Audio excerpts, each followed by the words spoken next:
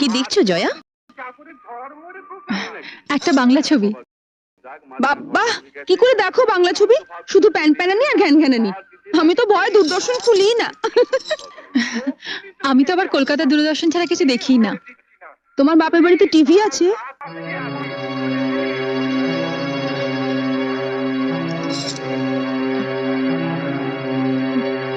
আছে, একটা ছোট ব্ল্যাক এন্ড হোয়াইট টিভি আছে। আসলে আমাদের কেবল কানেকশন নেই তো, তাই ওই কলকাতা দূরদর্শনের প্রোগ্রাম দেখতে দেখতেই অভ্যস্ত হয়ে গেছি। এবার অভ্যেসটা বদলাও। ওটা বন্ধ করো আর কেবল টিভি দেখো। এখন আমরাও তো দেখবো। একটা দারুণ হিন্দি ছবি আছে। কি ছবি? হাম আপকে হ্যায় কौन। ও, ওই ছবিটা তো কয়েকদিন আগেই দেখিয়েছিল, দেখোনি? দেখবো না কেন, দেখেছিলাম। কিন্তু ও ছবি যতবারই দেখো পুরনো হয় না। আর মাধুরীতে তো মন আর ভরে না, তাই না দিদি? যা বলেছিস, যা বলেছিস। কিন্তু মাধুরীকে নিয়ে ওসব কথা তো ছেলেরা বলে। মেয়েরাও বলে, মেয়েরাও বলে।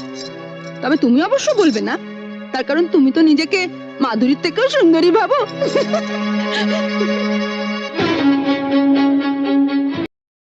আমি ভাবি না মেজদি, তবে আমি জানি আমি কি। একেবারে পাতে দেওয়া যায় না এমন হতকুচ্ছি তো আমি নই, তাই না? নইলে এ পাড়ায় যাদের বাড়িতে পড়াতে আসতাম তাদের বাড়িতে মা আমাকে দেখেই সঙ্গে সঙ্গে তার ছোট ছেলের বউর জন্য পছন্দ করে ফেলতেন না। আর শুধু কি তাই, বলতে গেলে একেবারে বিনা পয়সায় এক কাপড়ে শাখা সিঁদুর পরিয়ে এবারই ছোট বউ করে নিয়ে এলেন। কলকাতা শহরে তো আর মেয়ের অভাব ছিল না। না, তা ছিল না, কিন্তু ছোট ঠাকুরপোর বিয়ের বয়স হয়ে গেছিল। অত সামান্য রোজগেরের ছেলের জন্য কোনো অবস্থাপন্ন ঘরের ডানা কাটা পরি তো আর পাওয়া যাবে না। তাই তোমার সঙ্গে বিয়ে দিয়ে দিলেন। বর্দা মেজদার যখন বিয়ে হয়েছিল তখন তো ওনাদের রোজগার খুব ভালোই ছিল, তাই না? ওনারা কি ডানা কাটা পরি পেয়েছেন? আচ্ছা দিদি, কিছু মনে করো না। তোমাদের দেওরের যদি রোজগার ভালো হতো আর তার যদি বড়লোকের সুন্দরী মেয়ের সঙ্গে বিয়ে হতো, তাহলে তাহলে তোমাদের কি লাভ হতো বলো তো? আমাদের আবার কিসের লাভ? ও মা, তাতে যদি তোমাদের কোনো লাভই না হলো, তাহলে আমি যেমন আমাকে তেমন ভাবে মেনে নিতে তোমাদের অসুবিধে কিসের? আমি তো তোমাদের বাড়া ভাতে ছাই দিতে আসিনি, বা আমি জোর করেও আসিনি। তাহলে আমাকে নিয়ে তোমাদের এত গায়ের জ্বালা কেন? বরং আমার স্বামী যদি বেশি রোজগার করত আর আমি বড়লোকের মেয়ে হতাম, তাহলে কিন্তু তোমাদের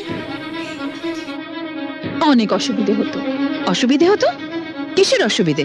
তাহলে এই মুহূর্তে টিভিটা আমিই দেখতাম, আমার পছন্দ মতো দূরদর্শনের বাংলা ছবির চ্যানেল। আর তখন তোমাদেরও আমার সঙ্গে বসে বসে ওই বাংলা ছবির প্যান প্যানানি ঘ্যান ঘ্যানানি দেখতে হতো। কারণ তখন তো তোমরা আর বড় লোকের বউকে চটাতে পারতে না। তাই যা হয়েছে ভালোই হয়েছে, সাপে বর হয়েছে। এইটা ভেবেই শান্তি পাও।